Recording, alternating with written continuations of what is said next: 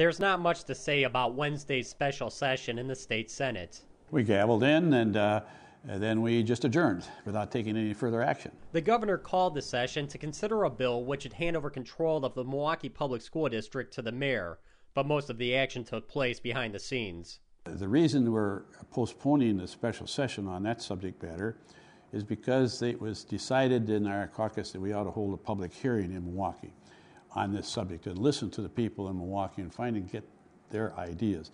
So a public hearing by our education committee is scheduled for January 5th, I believe. And we want to get the input from the people there.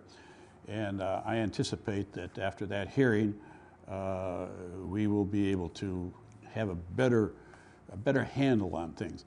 And I think that the special session, as it's continued, will eventually take this matter up in early January.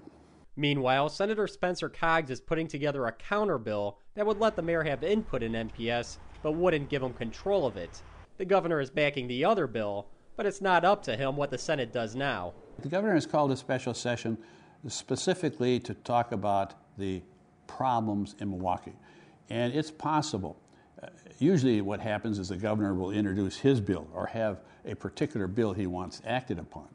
But since the criteria is the problem in Milwaukee, it's possible for other legislators to introduce bills into the special session.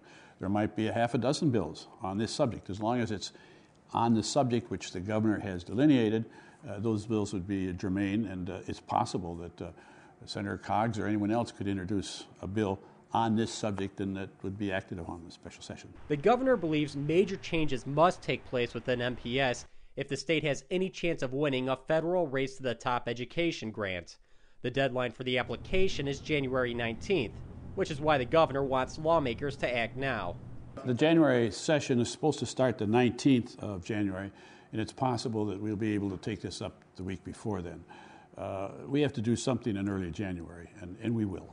For the MacIver Institute, I'm Bill Osmolsky.